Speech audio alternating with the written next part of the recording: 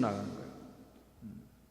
그러면 뒤에 있는 양들이 자꾸 밀치니까 앞에 있는 양들은 이제 밀치지 않기 위해서 또 힘을 쓰고 버티다가 이제 그리고 자꾸 미니까 걸음이 빨라지겠죠. 그렇게 걸음이 빨라지면 어느 순간 뛰기 시작을 합니다. 앞에 있는 양들이 뛰니까 뒤에 있는 양들은 혹시라도 거기서 뒤처질까봐 또 뛰기 시작하고, 뒤에 있는 양들이 쫓아오니까 앞에 있는 양들은 또 정신없이 뛰는 거예요. 그렇게 막 밀치고 뛰고 쫓아가고 그러다가 깊은 강이나 이 벼랑 같은 곳이 나와도 대책이 없는 거죠. 한 1000여 마리 되는 양들이 뒤에서 밀치고 하니까 멈추지 못하고 그 벼랑에서 떨어져 죽는, 그래서 집단으로 죽게 되는 그런 일들이 생긴다고 합니다. 이 스프링복이라고 하는 이 사냥의 이야기를 우리가 생각해 보면서 정말 우리도 이 스프링복과 같이 살아가고 있지는 않은지요. 왜 뛰는지도 모르고 뛰어가고 어디로 달려가는지도 모르고 달려가는 이 스프링복처럼 우리도 어쩌면 벼랑 끝을 향해 정신없이 달려가고 있는지도 모르겠어요. 오늘 본문에 나타난 전도자의 고백을 들어보면 그는 마치 정신없이 뛰어가다가 벼랑으로 떨어져 버리는 그런 스프링복처럼 살아왔다고 그렇게 고백을 하고 있는 것을 우리가 볼 수 있습니다. 이 고백을 들으면서 우리가 이 시간 나는 과연 무엇을 향해 뛰고 있고 왜 뛰고 있는지 깊이 생각해 볼 수 있기를 간절히 바랍니다. 벌써 4월 이제 하순에 접어들었어요. 세월이 정말 빠르지 않습니까? 무서울 정도로 세월이 빨리 가요. 여러분 나름대로 애쓰고 수고하고 또 기도하면서 지내왔지만 어떻게 지내왔나 생각해 보면 겸손해지고 두려운 마음이 생기지 않으십니까? 이제 3분의 1 정도 금년 달려왔는데 남은 3분의 2 달려가는 동안에 이제까지처럼 말고 정신없이 어디로 향해 가는지, 왜 뛰어야 하는지, 어디로 향해 뛰는지도 모르는 채 그렇게 가시지 말고 이제 남은 길 반성하면서 8개월 무엇을 향해 뛸 것인가, 또 왜 뛸 것인가, 이 본질적인 질문들을 던져볼 수 있기를 간절히 바랍니다. 오늘 1절 말씀해 보시면 한번 보세요. 나는 내 마음에 이르기를 자 내가 시험 삼아 너를 즐겁게 하리니 너는 낙을 누리라 하였으나, 이렇게 얘기하고 있어요. 이 전도자는 자신을 즐겁게 하는 일에 한번 모든 걸 걸어보겠다, 이렇게 작정을 한 거예요. 그 다짐을 여기 표현하고 있습니다. 뭐요? 낙을 추구하겠다, 쾌락을 추구하겠다, 그런 거 아닙니까? 여러분 우리도 자신을 살펴보면 내가 뭘 하면 즐거울까, 이거 생각하고 사시지 않으세요? 우리 잘 하는 얘기가 뭐야? 무슨 낙으로 살까? 여러분 무슨 낙으로 사세요? 무슨 낙이 있으십니까? 자, 사람들은 늘 이걸 생각합니다. 뭘 하면 내가 즐거울까? 뭘 하면 재미있을까? 무슨 낙으로 살까? 그런데 그렇게 내가 즐겁게 해보겠다, 내 자신을 한번 즐겁게 해보겠다, 낙을 한번 누려보겠다, 그렇게 작정을 했는데 1절 끝에 그리고 2절에 내린 결론이 뭐예요? 이것도 헛되도다. 내가 웃음에 관하여 말하여 이르기를 그것은 미친 짓이라 하였고 쾌락에 대하여 이르기를 이것이 무슨 소용이 있는가. 자, 한번 세상을 즐겨보자, 재밌는 게 뭔지 한번 다 누려보자, 그렇게 결심을 했지만 결론은 뭐였다는 거예요? 다 소용없는 것이라는 거예요. 헛되다라는 거예요. 여기 2절 말씀을 새번역 성경에는 이렇게 번역했습니다. 알고 보니 웃는 것은 미친 짓이고 즐거움은 쓸데없는 것이다. 그리고 공동번역 성경은 이렇게 번역합니다. 웃음이란 얼빠진 짓이고 향락에 빠져보아도 별 수가 없었다. 무슨 낙으로 살까를 고민해보고 그 낙을 찾아 다녀보았지만 결국은 쓸데없는 짓이었다는 거예요. 다 허무하다는 거예요. 그가 세상에서 즐거움을 위해 애썼던 모든 것들이 결국은 다 헛된 것이라는 결론을 여기서 이야기해주고 있습니다. 여기 보면 웃음 또 희락 이런 표현이 나오는데 그것은 그가 세상에서 얻고자 했던 플레저, 거짓된 기쁨들을 말하는 거죠. 자, 이렇게 서두에 그가 인생의 낙을 즐겨보겠다라고 작정을 했는데 결과적으로는 아무것도 아니더라, 허망하다, 그런 얘기를 이제 서두에 1절과 2절에서 결론 지어놓고 3절부터는 이제 설명을 하고 있어요. 그러면 그가 누리려고 했던 낙이 무엇인가, 그가 추구했던 즐거움이 무엇인가 3절부터 10절까지 얘기하고 있어요. 그렇게 추구해 봤는데 그것들이 헛되다라는 거죠. 그러면서 11절에 이제 다시 한번 그 결론을 반복하고 있습니다. 그 후에 내가 생각해 본즉 내 손으로 한 모든 일과 내가 수고한 모든 것이 다 헛되어 바람을 잡는 것이며 해 아래에서 무익한 것이로다. 자, 이런 구성으로 되어 있어요. 1절과 2절에 문제 제기를 하고 결론을 얘기하고 또 11절에 다시 한번 그 결론을 반복하면서 3절부터 10절까지 그가 추구했던 모든 세상적인 즐거움에 대한 그의 경험들을 얘기해 주고 있는 것입니다. 자, 그러면 어떤 걸로 그가 플레저, 기쁨을, 즐거움을, 재미를 추구했을까? 먼저 전도자는 술로 자신의 육신을 즐겁게 할 수 있을 거다, 그렇게 생각을 했어요. 여기 술이라고 했습니다만 이것은 비단 술, 알코올의 의미만은 아니고요, 중독의 문제예요. 중독. 여러분, 술 좋아하는 사람들 많죠. 우리 특히 한국 남자들 술을 참 좋아합니다. 우리 대한민국이요, 명예롭게도 전 세계에서 술 소비량 1, 2위를 러시아하고 다투고 있어요. 한국은 했다 하면 1등 아니면 꼴등이에요. 1차, 2차, 3차 가서 완전히 그냥 고주망태가 돼야 끝나지 않습니까? 아무튼 술로 시작해서 술로 끝나는 게 한국인들의 직장 생활이고요. 요즘 남자들뿐만이 아니라 여자들의 음주도 얼마나 늘었는지 몰라요. 술 권하는 사회, 폭탄주가 일반화된 사회. 여러분, 우리 술과 성령을 성경에서 종종 비유하죠. 그래서 성령 받은 사람들을 세상 사람들이 볼 때 술 취했다고 착각할 정도로 그렇게 술과 성령의 여러 가지 유사점이 있어요. 뭐가 유사합니까? 우리 술 마시면 기분이 좋아져요. 기분이 좋아져요. 성령에 충만해도 기분이 좋아지죠. 기뻐집니다. 우리 술을 마시면요, 기마이가 좋아진다 그러죠. 그냥 기분이다 지갑 막 꺼내고 그러잖아요. 또 술 마시면 어떻게 됩니까? 노래가 나와요. 노래 평생 못하던 사람도 술 마시면 이게 노래 자락이 나오지 않습니까? 이게 성령에 취해도 노래가 나오는 것 같아요. 찬송이 나와요. 또 술 취하면 어떻습니까? 용기가 생기죠. 그래서 못하던 고백도 하는 거고요. 파출소 앞에서도 순경 나오라고 그래 막 소리 지르고 그러잖아요. 우리 성령에 취해도 용기가 생기는 거예요. 담대해지는 거예요. 그런데 어떤 차이가 있습니까? 술 취한 건 기분이 좋아지고 용기가 생기고 만용도 생기고 노래가 나오지만 결국은 어떻게 돼요? 술 먹으면 울죠. 술은 눈물로 끝나는 거예요. 성령은 웃음으로 끝나는 것입니다. 기쁨으로 끝나는 거예요. 아마 여러분들은 신실한 기독교인들이니까 이런 술 문제 잘 모르실 거예요. 모른다고 저는 믿습니다. 하지만 여기서 얘기하는 건 제가 서두에 얘기했던 것처럼 단지 알코올만을 의미하는 건 아니에요. 중독을 의미하는 거예요. 중독. 여러분, 나에게 있어서 중독은 무엇인가? 여러분, 뭐에 중독되어 계십니까? 내가 빠져 있는 게 과연 뭐냐? 여러분들 가운데 술독에 빠져 지내시는 분은 없을지 모르지만 여러분 나름대로 중독되어 있는 게 있을 거예요. 뭐에 중독되셨어요? 쇼핑 중독, 인터넷 중독, 게임 중독, 일 중독. 내가 뭐에 빠져 있는가? 내가 푹 빠져 있는 재미가 과연 무엇인가? 여러분, 우리가 이 재미에 빠져 있는 동안에 우리 내면의 이너조이, 내면의 기쁨은 사라져버리는 거예요. 그 재미에 중독되면서 내 삶은 점점 파멸로 이끌어져 가는 것을 기억하시기를 바랍니다.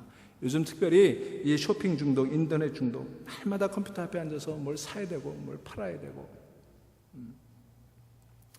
여러분, 사도행전 6장 4절에 보시면 사도들이 말씀과 기도에 전무하니라 하는 말씀이 나오죠. 우리가 정말 전무해야 될 것, 우리가 정말 우리의 모든 것들을 다 드려야 될 것, 말씀과 기도인 줄로 믿습니다.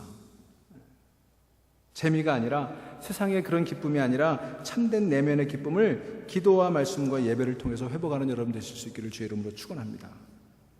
그런데 이렇게 얘기하면 혹시 오해하시는 분들이 있어요. 교회 다니는 사람들은 기도하고 예배드리고 무슨 성경책 보는 일 이외에는 아무것도 하면 되지 안 되는 줄로 생각하시는 분이 있어요. 그건 그렇지 않아요. 제가 교회 다니는 일 이외에 다른 건 다 필요 없다거나 다 무의미하다거나 그렇게 얘기하는 건 아닙니다. 여러분, 그렇게 착각하지 마세요. 우리가 착각하지 말아야 되는 것은 우리 기독교는요, 즐거움을 제한하고 배척하는 금욕주의는 아니라고 하는 거예요. 우리 기독교들 가운데 자칫하면 이 금욕주의에 빠지기가 쉬워요.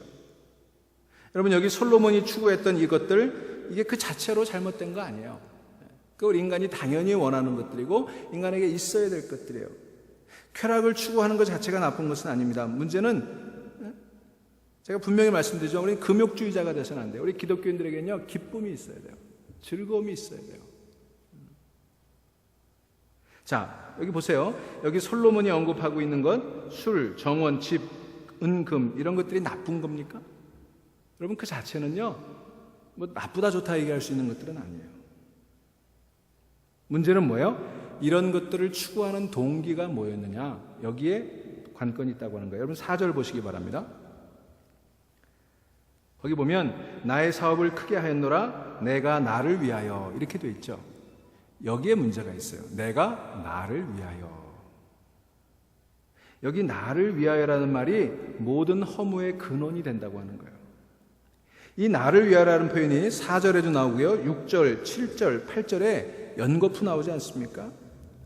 그러니까 나를 위해서 사는 것은 그 삶이 세상적인 관점에서 성공이든 실패든 나를 목적으로 할 때 결과적으로 그것이 헛된 것일 수밖에 없다. 그 얘기를 하고 있는 거예요. 사랑하는 여러분, 그러므로 나를 위해 살지 말고 먼저 그 나라와 그의 의를 구하는 삶을 살 수 있는 여러분 되시기를 간절히 바랍니다. 죄란 무엇인가? 제가 누누이 말씀드리지만 죄의 본질은요, 자기중심성이에요. 자기중심성. 제가 죄는 상태다 그렇게 말씀드렸죠. 우리는 자꾸 죄를 행위라고 생각해요. 뭐 물건을 훔쳤다든지 거짓말을 했다든지 무슨 폭력을 행사했다든지 이 행위를 자꾸 죄라고 생각하는데 죄는요, 그 행위 이전의 상태예요. 내 마음의 상태, 내 관계의 상태. 그러니까 내가 하나님과의 관계가 단절되고 나 중심적인 상태에 있을 때 하나님을 떠난 상태가 죄예요. 그 하나님을 떠난 상태가 죄고 그 하나님을 떠난 죄의 상태에 있을 때 나오게 되는 행위들은 불가피하게 폭력이든지 사기든지 거짓말이든지 이런 걸로 나타날 수밖에 없다고 하는 거예요. 그러니까 여러분, 하나님을 떠난 인간은 자기중심성에 치우치게 되어 있고 자기중심적인 인간은 결국 죄된 인간일 수밖에 없다고 하는 것입니다. 여기 나를 위하여 우리가 물질적인 쾌락을, 물질적인 만족을 추구하고 또는 육체적인 만족을 추구하는 거 그 나쁜 거 아니에요. 인간은 그런 욕망이 있어요. 인간의 모든 욕망이 나쁜 게 아니에요. 식욕이 나쁜 거 아니에요. 성욕이 나쁜 거 아니에요. 그러나 그것이 자기중심적일 때 죄가 된다고 하는 것입니다. 여러분 디모데후서 3장에 보시면 말세의 특징을 이야기하지 않습니까? 뭐라고 얘기합니까? 말세에 고통하는 때가 이르러 사람들이 자기를 사랑하며 그랬어요. 자기를 사랑하며. 이게 말세의 특징이에요. 말세가 되면 사람들이 자기를 사랑한다고요. 이게 죄의 본성이에요. 여러분 우리가 사는 현대사회는 어떤 사회입니까? 자기를 숭배하는 사회 아니에요? I, me, my, mine. 온통 이걸로 가득 차 있는 거예요. 이게 현대인들이 숭상하는 거예요. 여기 3절에도 보시면 내가 어떻게 하여야 내 육신을 즐겁게 할까? 여기 보시면 재밌는 표현이에요. 자, 즐겁게 해야 될 대상이 누구예요? 내 육신이에요. 내 육신을 즐겁게 할까? 그 다음에 그 내 육신을 즐겁게 하는 그 주체가 누구예요? 나죠. 내가 어떻게 해야 내 육신을 즐겁게 할까? 여러분 이건 전도자가 고민했던 문제뿐만 아니라 우리 현대를 살아가는 우리 모든 사람들의 고민 아닙니까? 어떻게 하면 내 육체를 즐겁게 할까? 내가 어떻게 하면 만족을 얻을 수 있을까? 여러분 여기 3절부터 10절에 보시면 온통 나라고 하는 단어가 가득 나와 있어요. 한번 보세요. 내가 내 마음으로 깊이 생각하기를 내가 어떻게 하여야 내 마음을 지혜로 다스리며 내 육신을 즐겁게 할까? 내가 어떻게 하여야 보세요. 계속 내가 나를 I, me, my, mine I, me, my, mine 이게 현대사회라는 거예요.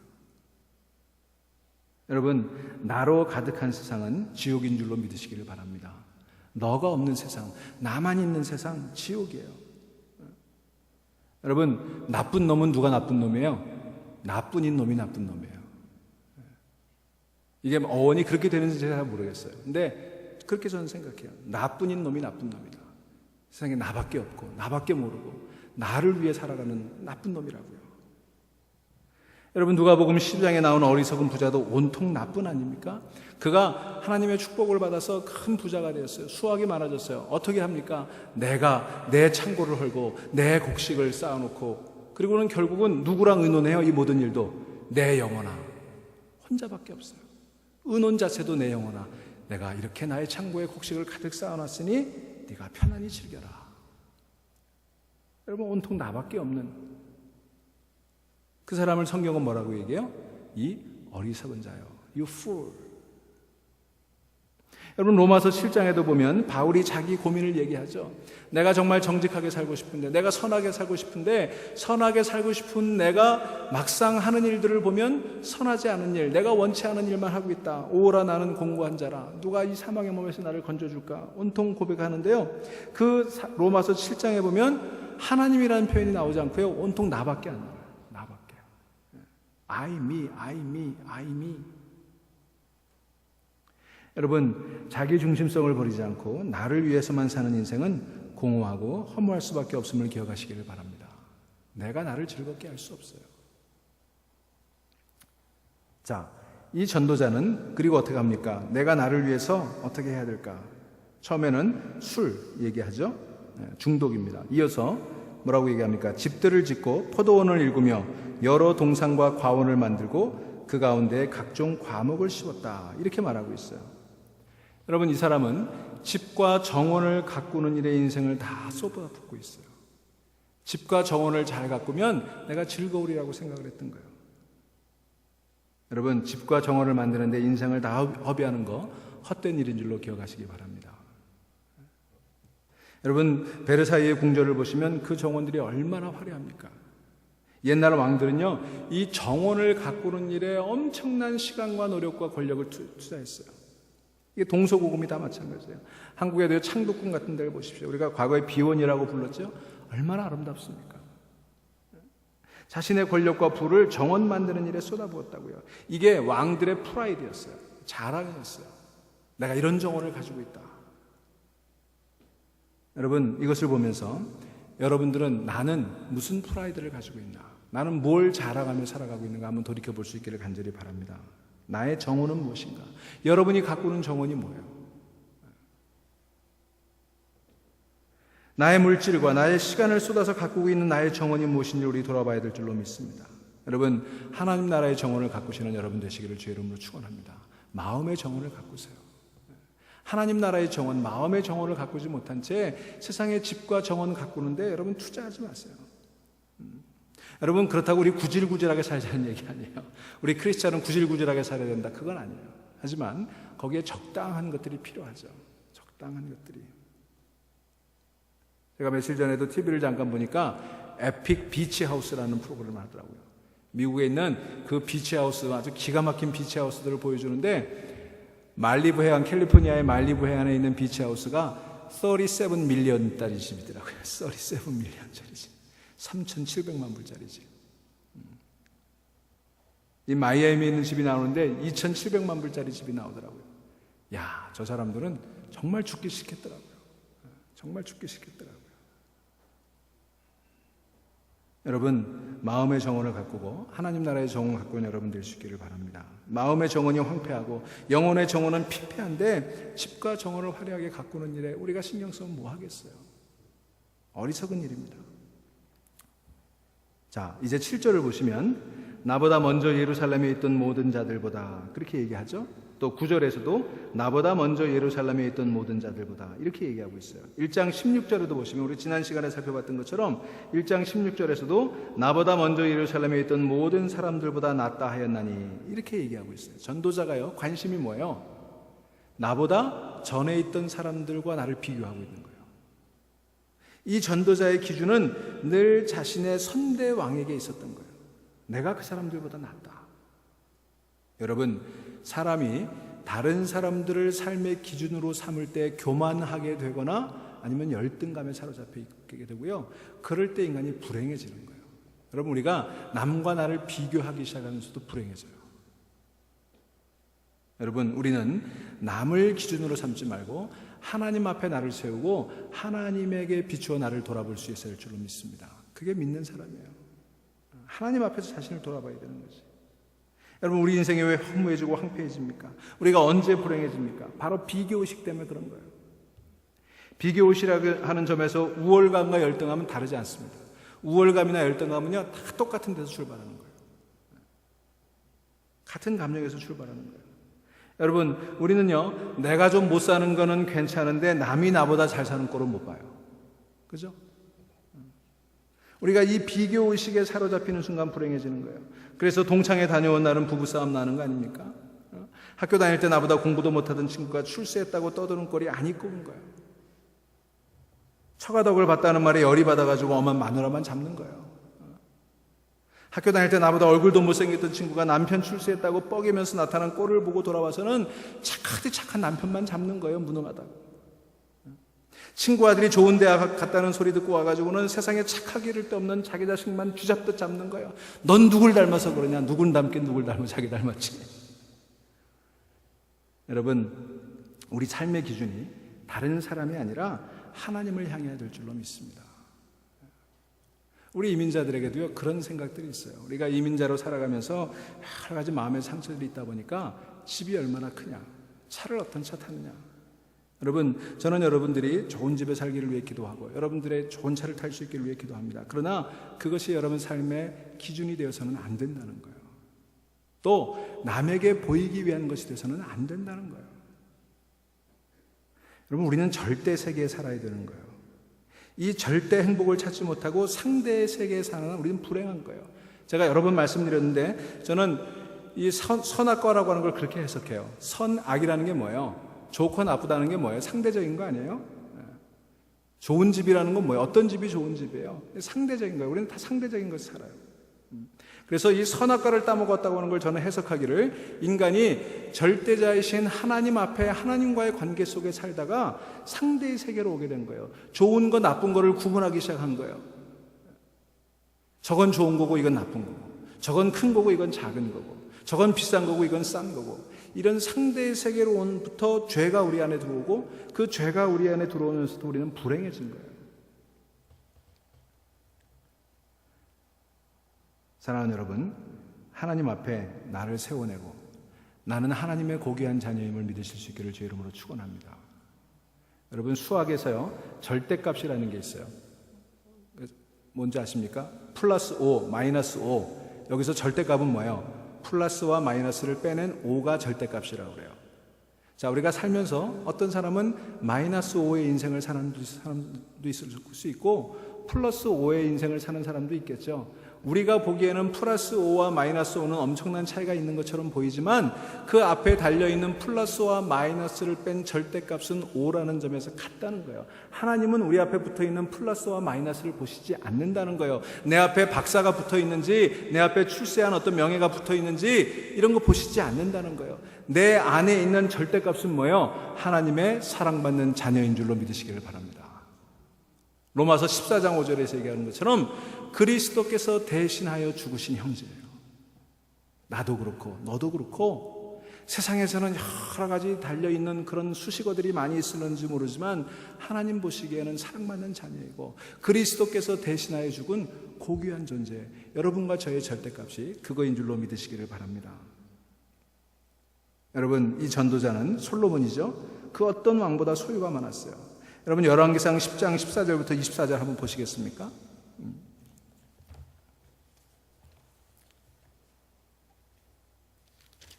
열왕기상 10장, 우리 솔로몬의 부에 대해서 열왕기상 10장에서 잘 얘기하고 있죠. 23절부터 한번 보실까요? 14절부터 보시면 솔로몬의 세입금의 무게가 근 666달란트요 그 외에 또 상인들과 무역하는 객상과 아라비아의 모든 왕들과 나라의 고관들에게서도 가져온지라.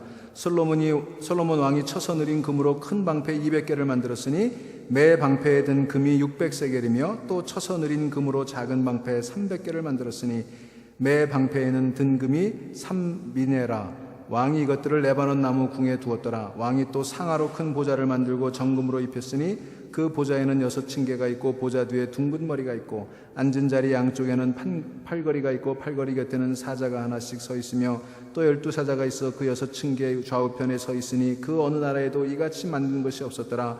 솔로몬 왕이 마시는 그릇은 다 금이요 레바논 나무 궁의 그릇들도 다 정금이라 은 기물이 없으니 솔로몬 시대에 은을 귀히 여기지 아니함은 왕이 바다에 다시스 배들을 두어 히람의 배와 함께 있게 하고 그 다시스 배로 3년에 한 번씩 금과 은과 상아와 원숭이와 공작을 실어 왔음이더라. 쭉 이어지는데 보세요. 이게 솔로몬의 부귀와 영화였어요.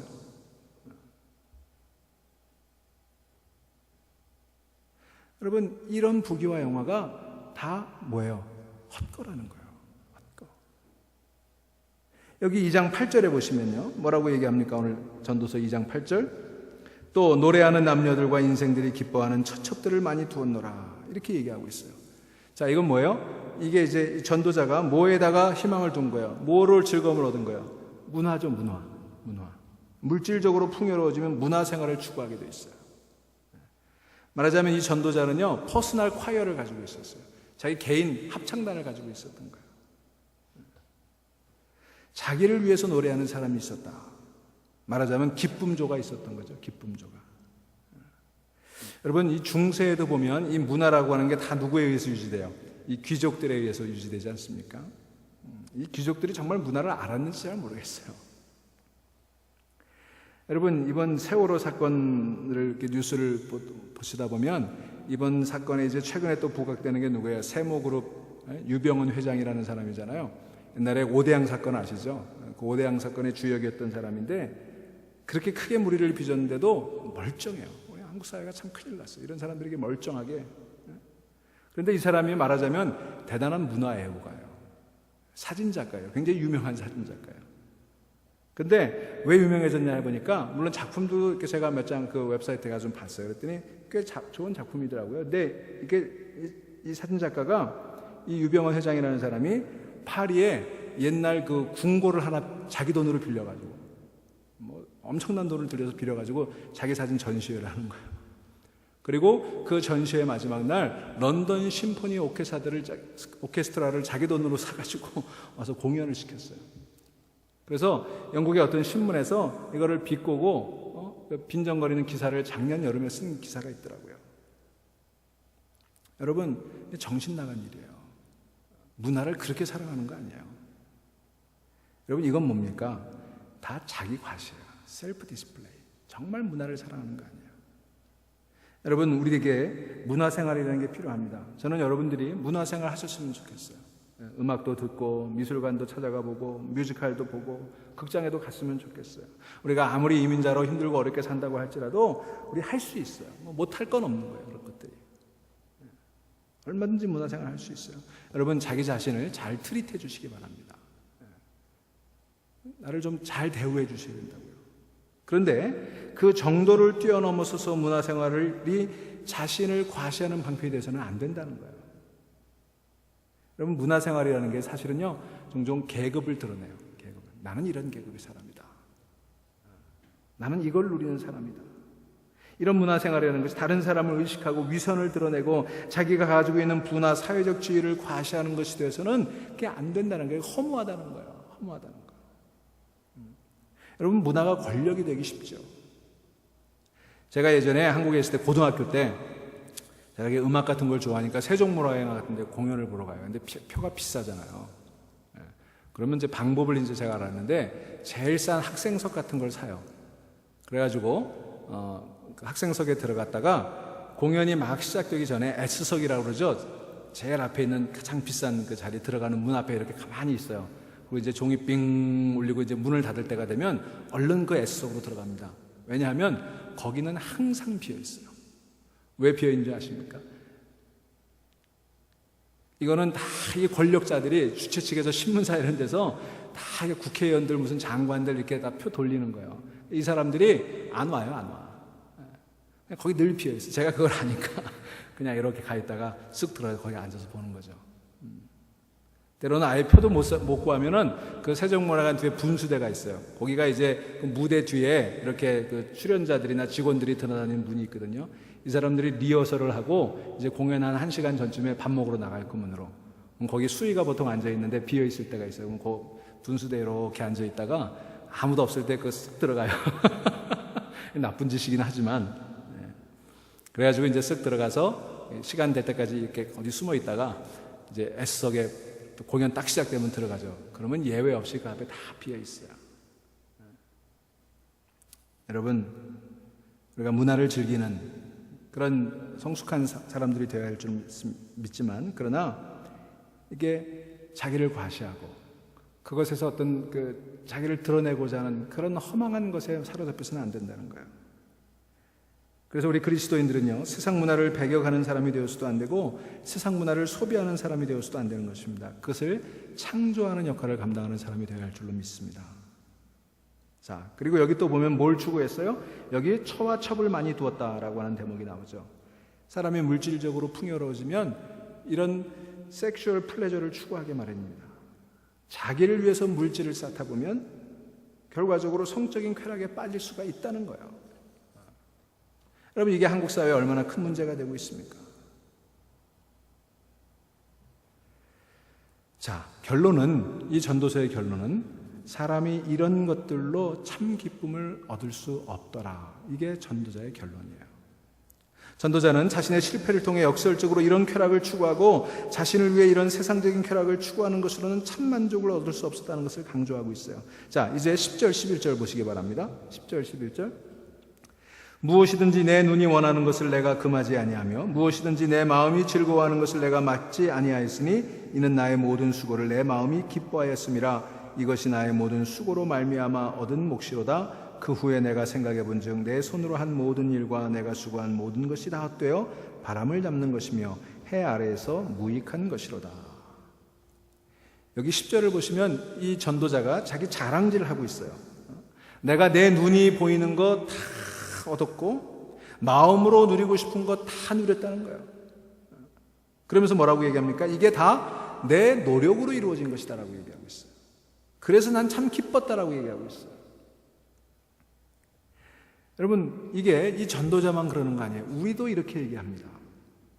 다 내가 노력해서 얻은 것이다. 다 내 거다. 내가 돈 벌어서 내 마음대로 쓴다. 여러분, 이 생각이 우리에게 있는 거 아니에요? 내가 어떻게 쓰든 무슨 상관이야. 이런 생각하고 살기가 쉽다는 거예요.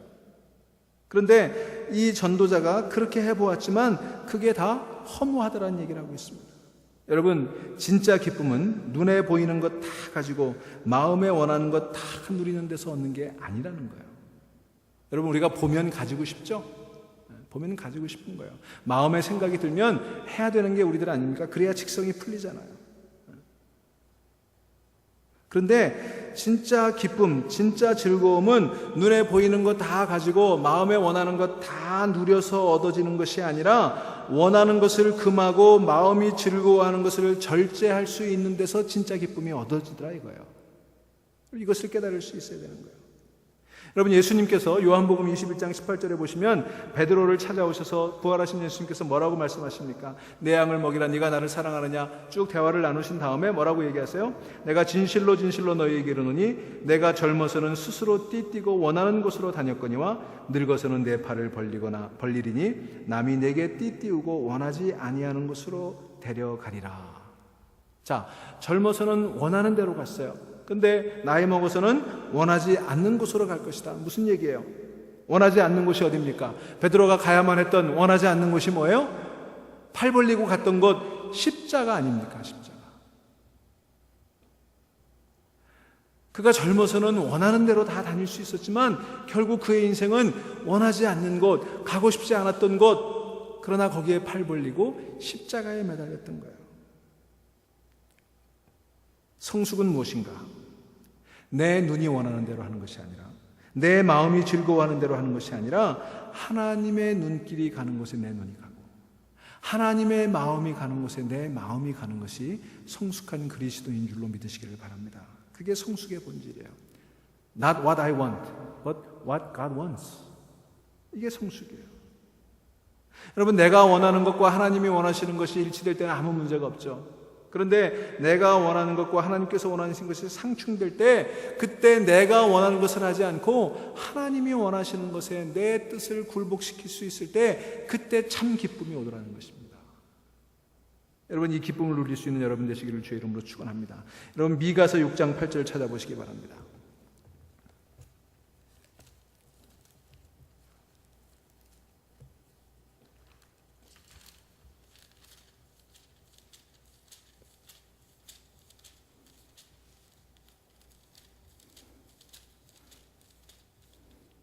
미가서 6장 1295페이지.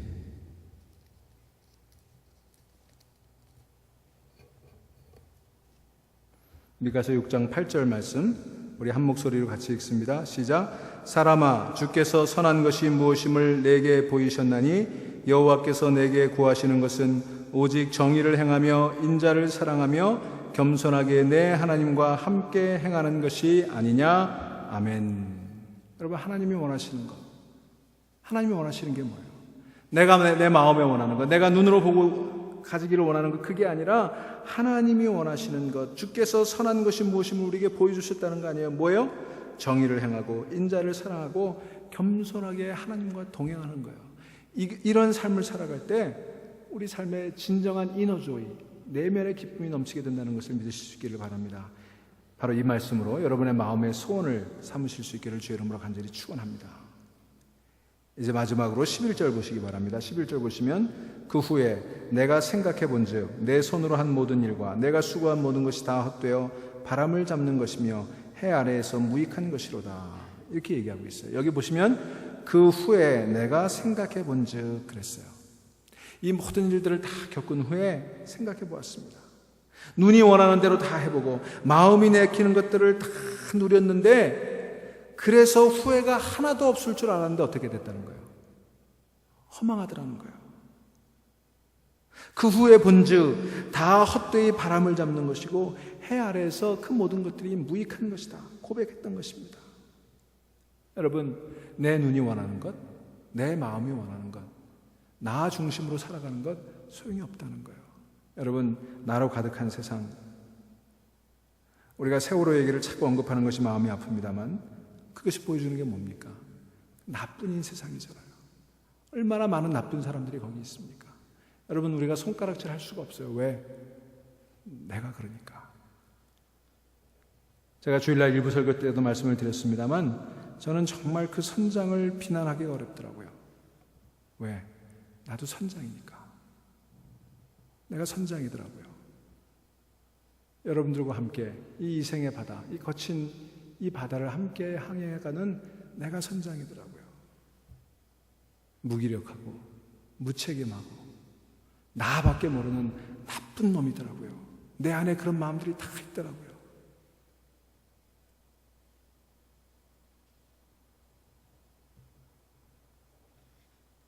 사랑하는 여러분, 스프링복처럼 무작정 쫓아가다 보면 다 성취한 것 같지만 다 허망함을 느낄 수밖에 없는 줄로 믿으시기를 바랍니다. 성취하지 못한 공허보다 성취한 공허가 더 클 수 있어요. 내 눈이 원하는 것 다 가져보고 내 마음이 내키는 것 다 누려보면 정말 거기서 찾아오는 허망함은 이루 말할 수가 없는 거예요. 여러분, 우리가 이것을 깊이 생각하면서 스프링복 사냥처럼 무작정 등 떠밀려 가지 않냐고, 왜 달리는지도 모르면서 달려가지 말고 깊이 생각하면서 하나님께로 달려나가는 여러분들 되시기를 주의 이름으로 축원합니다.